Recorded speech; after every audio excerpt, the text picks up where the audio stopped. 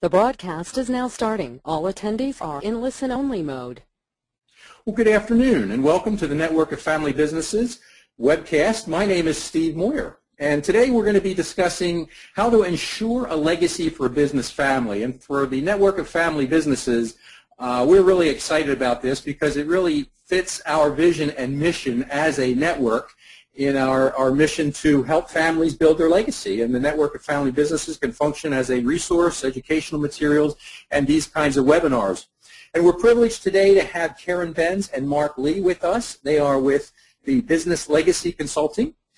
Karen is a certified professional behavioral analyst, and she has focuses on business consulting, on strategy, on leadership development, and I think her biggest emphasis is on individual and organizational performance. She's had a consulting practice since 1996 and has worked in many, many different industries. Karen is a graduate of Bryant College. She has a Master's of Science in Management, and she completed the Mastermind Management Consulting Program in Dublin, Ireland. She's quite involved in teaching and training, and she's taught a variety of business courses at UMass and Dartmouth, Providence College, University of Rhode Island, and the Community College of Rhode Island. Mark has a passion for helping business owners succeed, and he provides an emphasis on operational strategies, maximizing profits and cash flow, and minimizing taxes, and we're all looking to do that. He has extensive experience in business planning, evaluation of business systems, and general management services.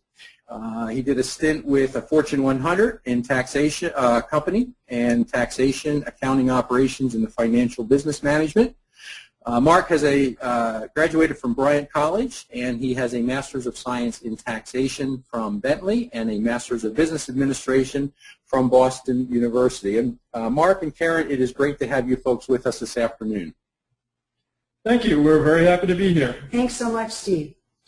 Our time today, our hour, will consist of the dialogue and thought from Karen and Mark. Just a few housekeeping notes for the membership. We want Karen and Mark to be able to answer as many questions as you folks have. So in the control panel on your computer screen there, if you have questions, please type them in and hit submit, and we will try to get Karen and Mark to answer as many as time permits. We'll also have a Q&A at the end, if time permits.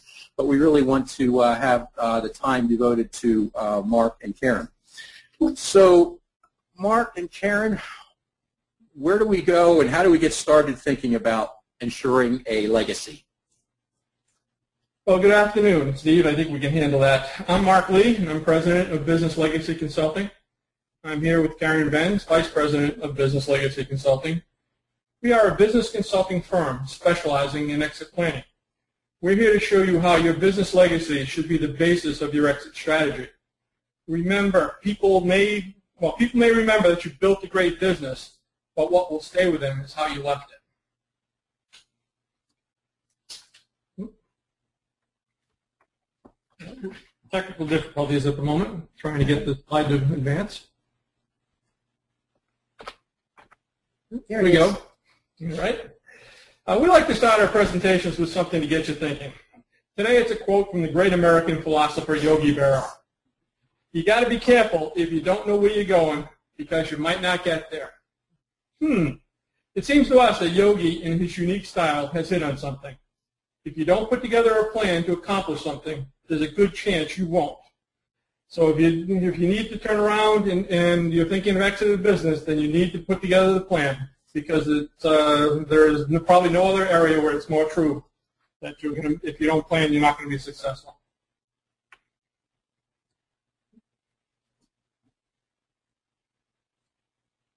Sorry, we're having problems, Steve. Okay, I got it for you there, Mark.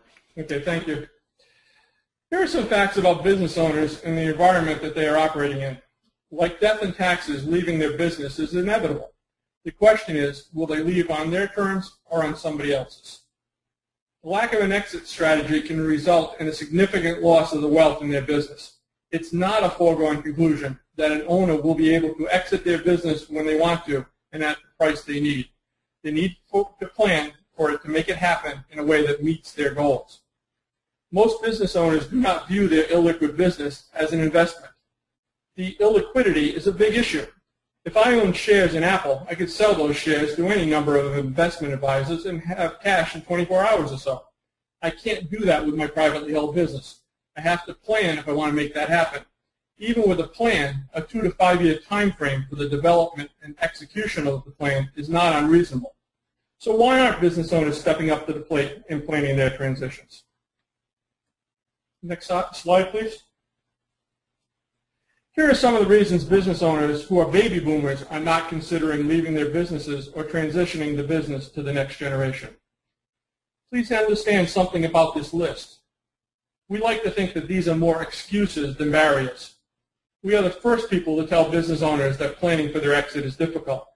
They started the business or took over the responsibility for the legacy of the business from a parent. They nurtured it during good times and bad. They grew it into the success it is today. Sounds a lot like raising a child, doesn't it?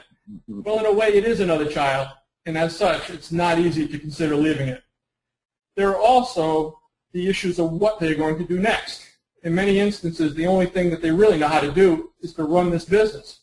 Where are their challenges and intellectual stimulation going to come from going forward? What's going to keep them excited about life? These are all good questions and reasons for keeping business owners from executing a transition. They definitely lead people to develop what we call the ostrich syndrome. You know, uh-oh, tough issue. Let me just stick my head in the ground and ignore it. Remember two things. Everyone is leaving their business eventually, and the best business owners tackle the tough issues head on. Next slide. So why is it that business owners are not preparing formal transition and succession plans? There's a survey done, a business survey done in 2007, and the results show that many business owners just don't ever plan on leaving their businesses, or they believe that there'll always be a tomorrow. That's why we call this the ostrich syndrome. Let's take a look at the top 3 reasons. Too early? Well, we suggest you start planning 3 to 5 years before you leave your business. Too complex? It is. That's why you need help. Exit planners coordinate the transition process as well as the work of your advisory team. Too time-consuming? It sure would be if you did it alone. Exit planners will partner with you to do the planning and coordinating of the work. Next slide. What are the risks of not planning for your transition? Well, from day-to-day operational demands to avoiding emotional issues to the feeling that there's always tomorrow. There are many reasons why owners haven't addressed the transition planning need. If you don't address the issue of planning for your transition, these are some of the things you risk, such as selling your business for less than it's worth or transitioning at the wrong time. Next slide. So what is an exit strategy? Well, the exit strategy sets the context for the exit plan. It's the thinking that goes into the planning. An exit strategy includes the written goals for the succession of business ownership and control and the personal goals of the owners in a manner and time period that works best for the business, its stakeholders, including shareholders, and potential buyers. Goal setting is probably the most important part of this process. So some questions we would ask to stimulate thinking would be, what do you want this transition to do for your life? What is the single most important factor we should know as we help you transition out of your business? Are there key staff members that you are concerned about leaving behind? What concerns you the most about leaving your business? What are you looking forward to? What have you always wanted to do after leaving your business? And what are your personal and family obligations? Next slide. What is exit planning? Well, it's an interactive process that starts with identifying the goals of the business owner, which we've talked about, their wants and needs, then moves to determining their financial and mental readiness to transition to the next stage of life. To know that everything is taken care of, and analyzing the exit options available to the owner and deciding which one best meets their goals. Some of the questions we would ask the business owner would include, what exactly does business transition mean to you? Does it mean to work less or not at all? Do you want to sell or maintain ownership or just transfer the management function? How much longer do you really want to work? The exit plan itself is the actual document that contains the specifics of how the transition will get done. Next slide. This is interesting. These are a few facts about business owners and planning. The majority of business owners spend an average of 80 hours developing a business plan. And remember, this is at a time when the business has little to no value, yet they spend only 6 hours planning for their exit when the business is worth so much more. It's pretty striking. Next slide. Timing is everything when it comes to exiting a business, and so this is one of the more interesting tables that we've come across in our research. Two things struck us. One is relatively straightforward, that not all times are good times to sell a business. Obviously, everyone would like to sell their business when they can get the highest price. Things like recessions and other life issues sometimes get in the way. How many business owners do you know who never thought that they would still own their business today, but do so because of the recent hard economic times? The other thing that hit us was the way that the decades lined up. A little bit off in the way the slide has come across, but basically what you got is the first 3 years of the decade have been a buyer's market, the middle 5 years have been a seller's market, and the final 2 years have been a neutral market. We're not sure we'd agree that the last 2 years of the 2008 to 2010 was a neutral time. We would probably put that into the deal recession bucket. But we can see from recent experience how things are moving. There's no doubt that the 2010 to 2012 time period has been a deal recession. Whether 2013 is the start of a seller's market is very much up in the air. The strength of the recovery and the results of this election will have a big impact on this. A key point to remember here is that if a business owner wants to sell at an optimum time and misses it, it could be another 5 years before the opportunity presents itself again. That means 5 more years of running their business every day. Is this what they really want to do? Next slide, and a little bit of thunder in the background. Okay. As we mentioned before, business is a lot more than a job. But the business owners listening today, I'm sure would agree that most, if not all, of these apply to them. So the business is an important part of the owner's identity, the engine for their financial well-being, and much more.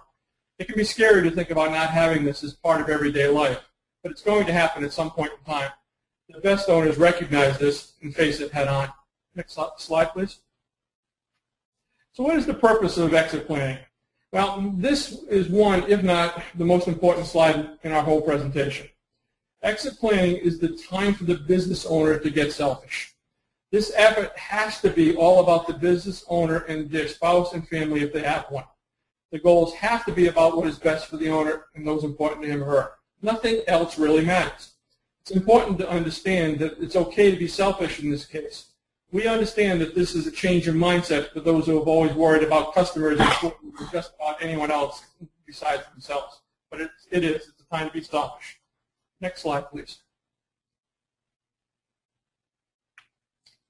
So why do exit planning?